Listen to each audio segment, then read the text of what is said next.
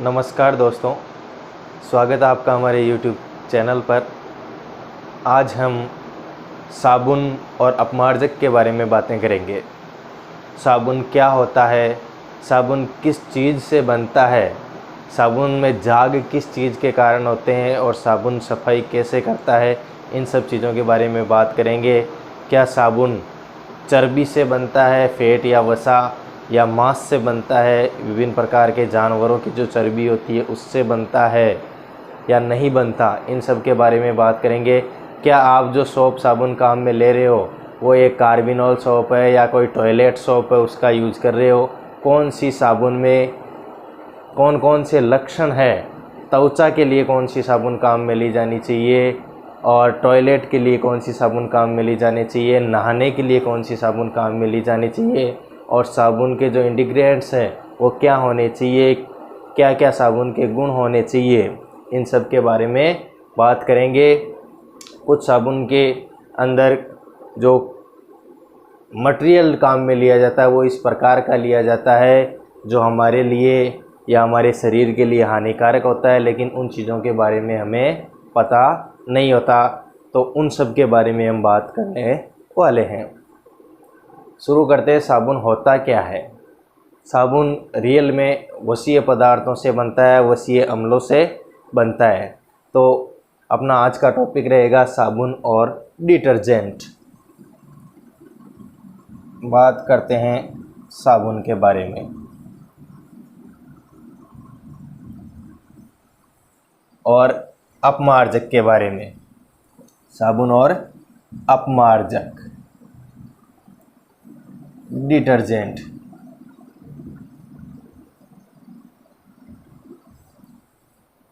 देखिए, साबुन जो है या डिटर्जेंट है, डिटर्जेंट का मतलब होता है to wipe clean. To wipe clean यानी सफाई करने वाला। इससे इसका अर्थ लिया गया है, जो सफाई करता है वो क्या कहलाता है? डिटर्जेंट या साबुन कहलाता है। साबुन भी एक क्या है? डिटर्जेंट। ये एक प्रकार का अपमार्जक ही है। अब बात करते हैं ये बनता किस चीज़ से है। तो साबुन बनेगा सामान्य रूप से वसीय अम्ल। किससे बनेगा? वसीय अम्ल, जिसे कहते हैं फैटी एसिड, और उच्च वसीय अम्लों से बनेगा, इसलिए इसे कहते हैं हाई फैटी एसिड।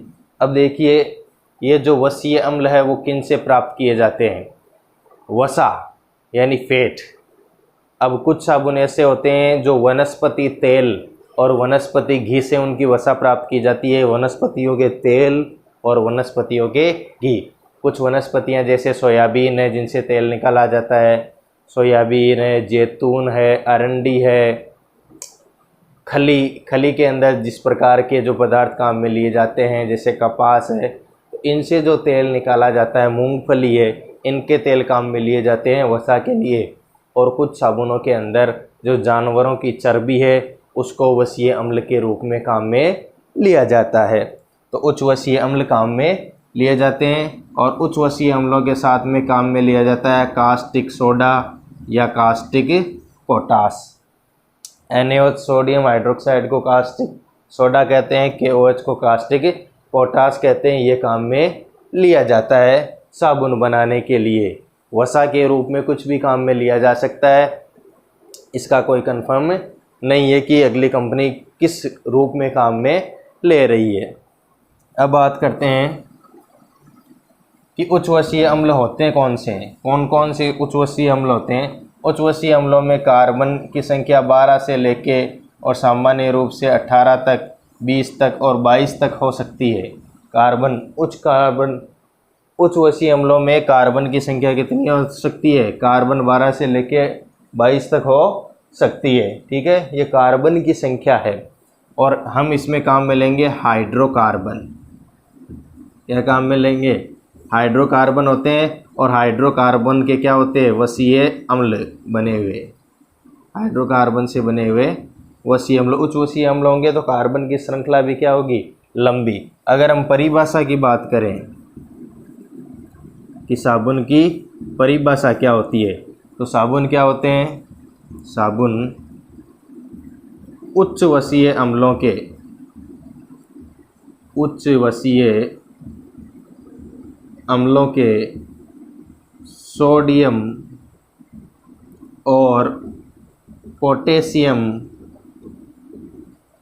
सोडियम और पोटेशियम लवण होते हैं। साबुन की अगर परिभाषा की बात करें तो साबुन क्या होते हैं, उच्च वसीय अम्लों के सोडियम और पोटेशियम लवण होते हैं। कैसे, देखिए उच्च वसीय अम्ल अगर अपन लें तो सामान्य रूप से देखो उच्च वसीय अम्ल के अंदर स्टेरिक अम्ल, स्टेरिक अम्ल, ओलिक अम्ल, ओलिक अम्ल और पामीटिक अम्ल, पामीटिक अम्ल, इन अम्लों को काम में लिया जाता है। किसके लिए, वसीय अम्लों के रूप में स्टेरिक अम्ल, ओलिक अम्ल और पामीटिक अम्ल। अगर स्टेरिक अम्ल का उदाहरण अपन लें तो इसका सूत्र C17H35 COOH होता है। स्टेरिक अम्ल का सूत्र क्या होता है, C17H35 COOH। ये एक एल्किल समूह है, एल्किल समूह के साथ में क्या जुड़ी हुई है, अम्ल जुड़ा हुआ है, कार्बोक्सिलिक एसिड जुड़ी हुई है। इसकी जब अभिक्रिया होती है किससे, NaOH से, किससे होती है, NaOH से, सोडियम हाइड्रोक्साइड से होती है, तब ये क्या बनाता है, ये C17H35 COONA प्लस H2O क्या बनाता है, प्लस H2O। ये क्या है, वसीय अम्ल है। क्या है, वसीय अम्ल। और वसीय अम्ल में भी कौन सा अम्ल है, स्टेरिक अम्ल। कौन सा अम्ल है, स्टेरिक अम्ल।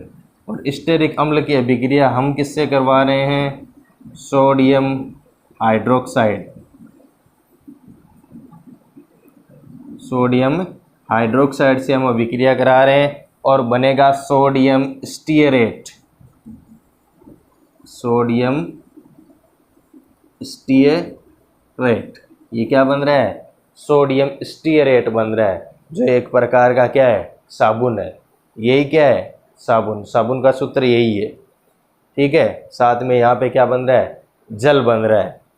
तो ये जो अभिक्रिया हो रही है वो किस प्रकार से संपन्न होती है, इस अभिक्रिया को संपन्न होने के लिए क्या चाहिए, एक तो हमें वसीय अम्ल चाहिए और साथ में क्या चाहिए, सोडियम हाइड्रोक्साइड चाहिए। दो चीज़ें कंफर्म हो गई। अब देखिए इसे एक जार में डाला जाता है, बहुत बड़े जार के अंदर डाला जाता है वसीय अम्लों को। कोई किसी भी प्रकार का वसीय अम्ल हो, चाहे तो जंतु वसा का हो चाहे वनस्पति वसा का हो, उसको किस में डालेंगे, एक बड़े जार में डालेंगे। और जार में डालने के बाद में उसमें क्या डालेंगे, सोडियम हाइड्रोक्साइड या पोटेशियम हाइड्रोक्साइड डालेंगे।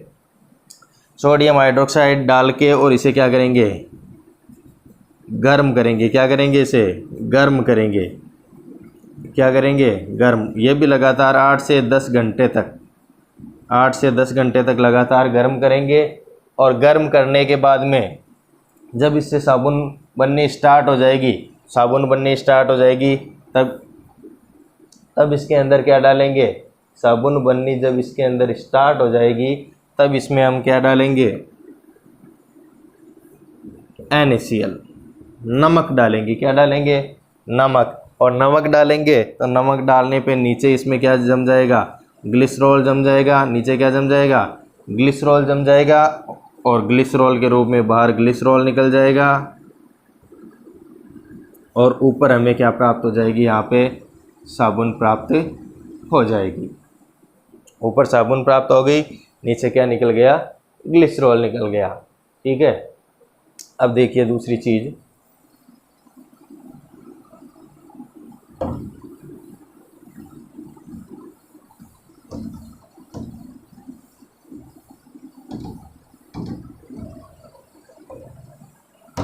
जैसे मान लीजिए ये कोई वसीय अम्ल है,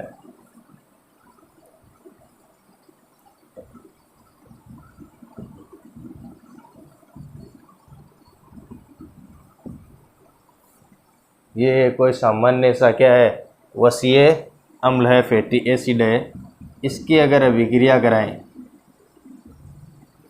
यहाँ CH2OH नहीं है, एक मिनट, CH2COOR,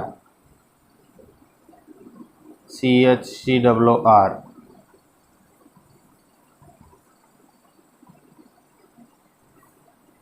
ठीक है।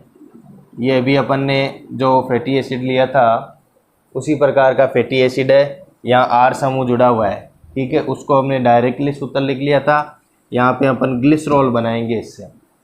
ये क्या है, वसीय अम्ल। यहाँ पे जो R है, R कौन सा समूह है, एल्किल समूह है, एल्किल समूह है। एल्किल समूह कौन सा होता है, ये वाला CH3 CH2 CH2 CH2, ये समूह क्या कहलाता है, एल्किल समूह कहलाता है। वसीय अम्ल ले लिया और उसकी अभिक्रिया किससे करवा रहे हैं अपन, सोडियम हाइड्रोक्साइड से। सोडियम हाइड्रोक्साइड से जब अभिक्रिया करेंगे तो ये जो R है, RCOONA, क्या बनेगा, RCOONA। R की जगह अभी स्टीरेट लिया था, सोडियम स्टीरेट, उसमें क्या था, C17H35COONA, यही था। C17H35 का मतलब क्या था, यहाँ पे सोडियम स्टीरेट, वो भी साबुन था। और यहाँ पे R की संख्या कितनी हो सकती है, 12 से लेके 18 तक या 22 तक भी हो सकती है। तो ये देखिए RCOO आ गया, और यहाँ से क्या आ गया, Na, यहाँ से क्या आ गया, RCOO, यहाँ से क्या आ गया, Na, यहाँ से क्या आ गया, RCOO, और यहाँ से क्या आ गया, Na। तो क्या बन गया, RCOONA। अब यहाँ पे बचा क्या, देखिए CH2 क्या बचा, CH2CH, ये यहाँ पे, और यहाँ पे क्या बचा, CH2, और इसमें से Na आ गया, क्या बच गया, OH। तो CH2OH CHOH CH2OH, इसे कहते हैं ग्लिसरॉल। क्या कहते हैं, ग्लिसरॉल। ग्लिसरॉल का सूत्र क्या होता है, CH2OH CHOH CH2OH। ये बचता है किसमें से, वसीय अम्ल की सोडियम हाइड्रोक्साइड से अभिक्रिया करवाते हैं तब ग्लिसरॉल बचता है। और ग्लिसरॉल को और साबुन को अलग करने के लिए इसमें क्या मिलाया जाता है, नमक डाला जाता है, और नमक से क्या हो जाते हैं, ये अलग हो जाते हैं। ग्लिसरॉल नीचे बैठ जाता है और साबुन ऊपर रह जाती है, ठीक है। ये साबुन के कुछ फॉर्मूले हैं, अलग अलग प्रकार के साबुन बनाने के लिए अलग अलग चीज़ें इसमें डाली जाती है।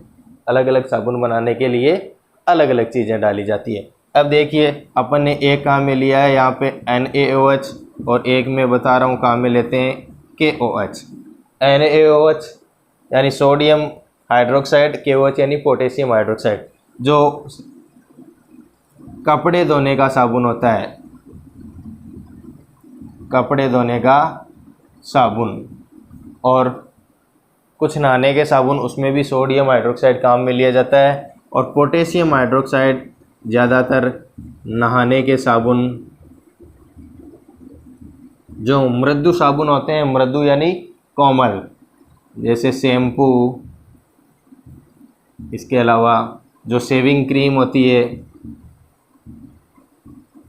शेविंग क्रीम, दाढ़ी बनाने वाली क्रीम होती है, उसके अंदर नहाने के साबुन में, शैम्पू में कौन सा काम में लिया जाता है, पोटेशियम हाइड्रोक्साइड काम में लिया जाता है। और कपड़े धोने के साबुन में कौन सा लिया जाता है, सोडियम हाइड्रोक्साइड। ये कास्टिक सोडा होता है, और ये कौन सा होता है, पोटास, कास्टिक पोटास, इनको काम में लिया जाता है। यहाँ से प्रश्न आता है। एक देखिए इसी में पढ़ लेते हैं, ग्लिसरीन। ग्लिसरीन जो पारदर्शी साबुन होते हैं, पारदर्शी साबुन,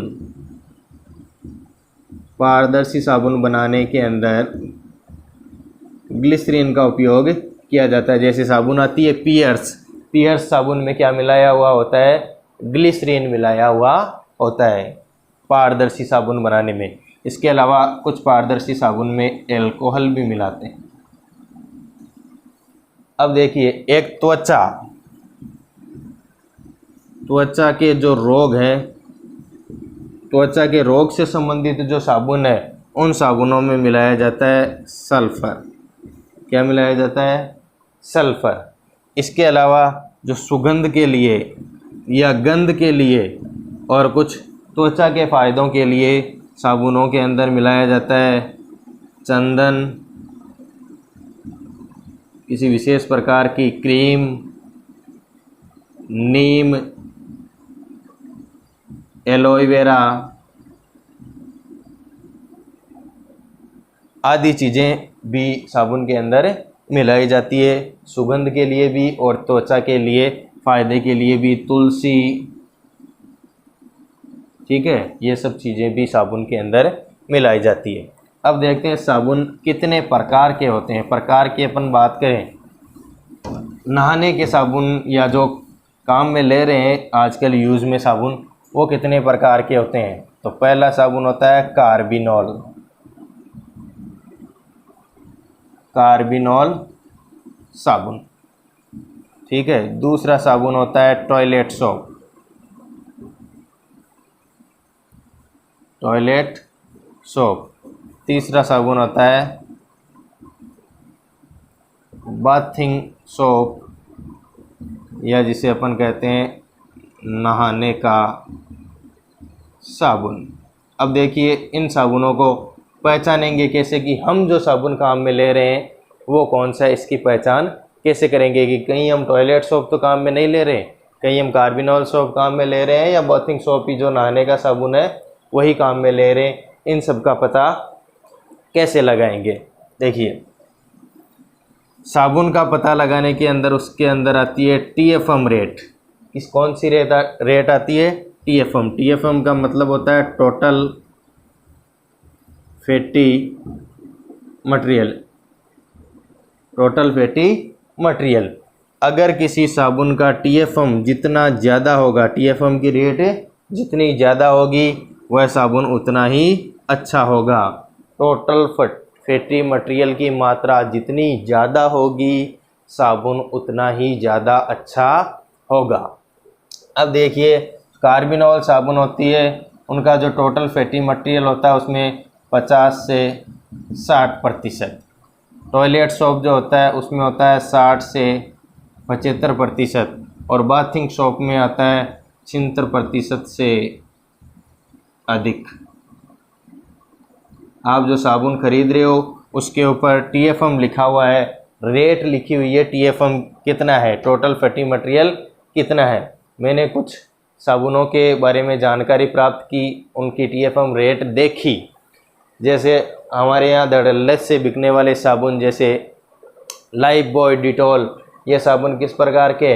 टॉयलेट सोप है। टॉयलेट यूज करने के बाद में हाथ धोने के लिए काम में लिए जाने वाले जो साबुन है वो टॉयलेट सोप कहलाते हैं, जिनकी TFM रेट 60 से 75 या 75% तक होती है।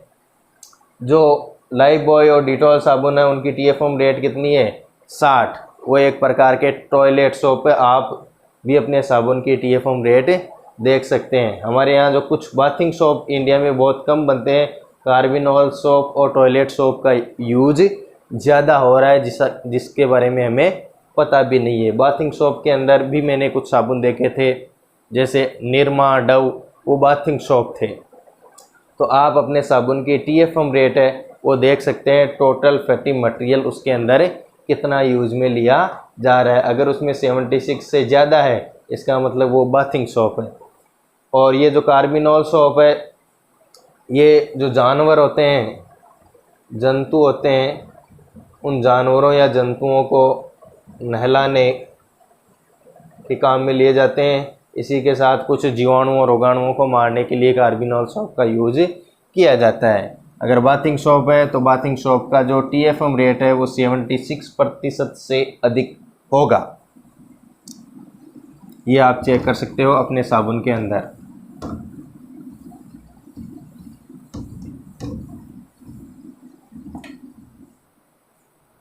ठीक है दोस्तों, अब हम बात करते हैं कि साबुन किस प्रकार से सफाई का कार्य करता है। साबुन सफाई का कार्य किस प्रकार से करता है। देखिए, हमने पढ़ा अभी कि साबुन का सूत्र क्या है अपने पास, RCOONA। क्या सूत्र आया, RCOONA। और R का मतलब क्या था, एल्किल समूह। R का मतलब क्या था, एल्किल समूह। एल्किल समूह में कौन कौन सी चीज़ें आती है, एक तो कार्बन और एक हाइड्रोजन। कहने का मतलब एल्किल समूह क्या होता है, हाइड्रोकार्बन होता है। क्या होता है, हाइड्रोकार्बन। एल्किल समूह क्या होता है, हाइड्रोकार्बन होता है। एल्किल समूह हाइड्रोकार्बन होता है। इससे पहले साबुन के बारे में तो हमने जानकारी प्राप्त कर ली। हम बात करेंगे साबुन जो है वो केवल मृदु जल में कार्य करता है, सफाई का कार्य करता है, कठोर जल में सफाई का कार्य नहीं करता। कठोर जल में सफाई का कार्य नहीं करता। लेकिन इससे अपमार्जक जो है, अपमार्जक कठोर और मृदु दोनों जल में कार्य करता है, दोनों जल में कार्य करता है। तो पहले हम चर्चा करेंगे अपमार्जक क्या होता है, फिर बात करेंगे वापस कि साबुन और जो अपमार्जक है वो किस प्रकार से सफाई का कार्य करते हैं। तो अब हम टॉपिक लेते हैं अपमार्जक। डिटर्जेंट ये किससे बनता है, साबुन के बारे में तो बात कर ली।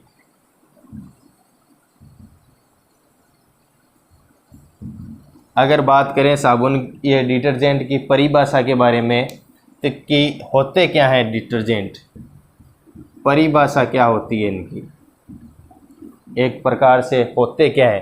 तो अपमार्जक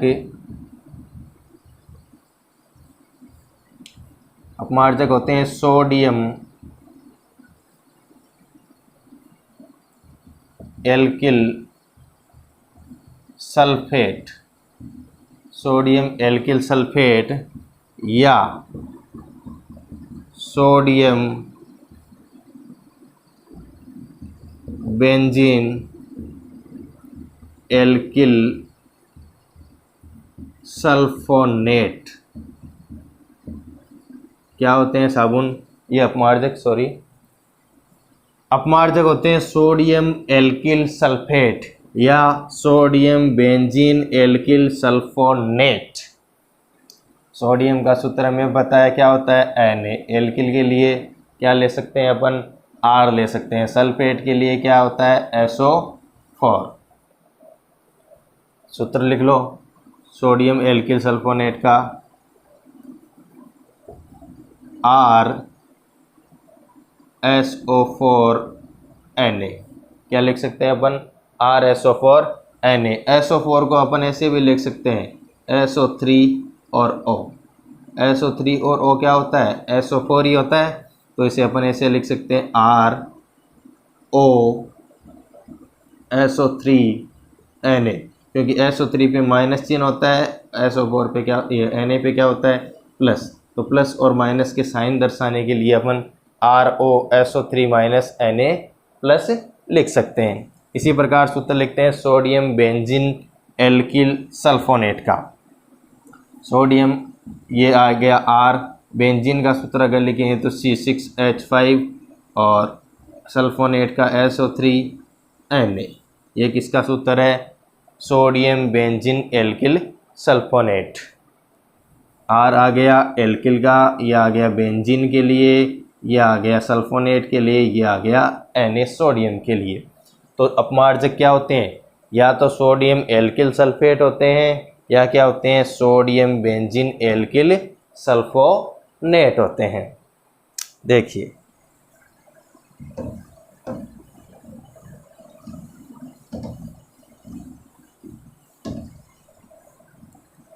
अब बात करते हैं कि किस प्रकार से जो सफाई करते हैं अपमार्जक और साबुन। देखिए, साबुन था अपने पास RCOONA, ठीक है। RCOONA जब क्या करता है, जल के साथ क्रिया करता है, तो RCOONA जल के साथ क्रिया करता है तो जल में पाए जाते हैं मैग्नीशियम Mg+2 और Ca+2 आयन क्या पाए जाते हैं, मैग्नीशियम और कैल्शियम आयन। और मैग्नीशियम और कैल्शियम आयन क्या करते हैं, RCOO- और Na जो प्लस होता है, इस Na+ को क्या कर देते हैं, हटा देते हैं। क्या कर देते हैं, Na+ को हटा देते हैं और Na+ की जगह क्या बन जाता है, Mg+2 या Ca+2 जुड़ जाता है। देखिए RCOO Na है, उसमें से Na क्या हो जाता है, हट जाता है और Na की जगह Mg और Ca+2 या Mg+2 जुड़ जाता है। RCOO Na या RCOO- के दो अणुओं के साथ में ये जुड़ जाते हैं। ये तो क्या होता है, जल में घुलनशील। जो सोडियम के लवण होते हैं, सोडियम के जो लवण होते हैं वो तो क्या होते हैं, जल में घुलनशील होते हैं। लेकिन ये जब मैग्नीशियम और कैल्शियम के लवण बनाते हैं तो ये जल में क्या होते हैं, अघुलनशील होते हैं, अघुलनशील होते हैं। और जल में अघुलनशील होने के कारण ये क्या हो जाते हैं, अवक्षेपित हो जाते हैं, अवक्षेप बना लेते हैं और सफाई का कार्य नहीं करते। सफाई का कार्य क्या करते हैं, नहीं करते। भाई जल में घुलनशील ही नहीं है तो जल से क्या हो जाएंगे, अलग हो जाएंगे, सफाई का कार्य नहीं करेंगे। तो इस प्रकार से कठोर जल के अंदर क्या पाए जाते हैं, मैग्नीशियम और कैल्शियम आयन पाए जाते हैं जो सफाई का कार्य नहीं कर पाते। लेकिन हम बात करते हैं अपमार्जक की। अपमार्जक के अंदर क्या था सूत्र, SO4Na मान लो या C6H5SO3Na। कहने का मतलब सोडियम एल्किल सल्फेट मान लो या सोडियम बेंजीन एल्किल सल्फोनेट मान लो। ये जब कठोर जल के अंदर उपस्थित Mg+2 और Ca+2 आयन से क्या करते हैं, क्रिया करते हैं तो Na क्या हो जाता है, विस्थापित हो जाता है और मैग्नीशियम और कैल्शियम किसके साथ में जुड़ जाते हैं, अपमार्जक के साथ में जुड़ जाते हैं। ये भी दोनों क्या होते हैं, कोई सा भी जल हो, जल में क्या होते हैं, घुलनशील होते हैं। क्या होते हैं, जल में घुलनशील होते हैं। और मैग्नीशियम और कैल्शियम जुड़ेंगे तो ये भी क्या होते हैं, जल में घुलनशील। तो दोनों जल में क्या होते हैं, घुलनशील होते हैं। तो कठोर जल हो चाहे मृदु जल, दोनों में कार्य आसानी से कर देते हैं, सफाई का कार्य। तो अगर प्रश्न पूछा जाए कि साबुन मृदु जल में कार्य क्यों नहीं करते, तो क्यों नहीं करते, क्योंकि जो सोडियम आयन है साबुन के अंदर, उसको मैग्नीशियम और कैल्शियम आयन क्या कर देते हैं, विस्थापित कर देते हैं, हटा देते हैं और खुद जुड़ जाते हैं और खुद जल में क्या होते हैं, अघुलनशील होते हैं, जिसके कारण जल से या क्रिया नहीं कर पाते, सफाई से क्रिया, चिकनाई से क्रिया नहीं कर पाते। लेकिन अपमार्जक है, अपमार्जक के जो मैग्नीशियम और कैल्शियम आयन है वो अगर अभिक्रिया करते हैं तो वो जल में और चिकनाई में घुलनशील होते हैं, जिसके कारण सफाई का कार्य आसानी से कर देते हैं। अगले वीडियो में हम बात करेंगे किस प्रकार से साबुन और अपमार्जक मिसेल का निर्माण करके और सफाई की क्रिया करते हैं। धन्यवाद।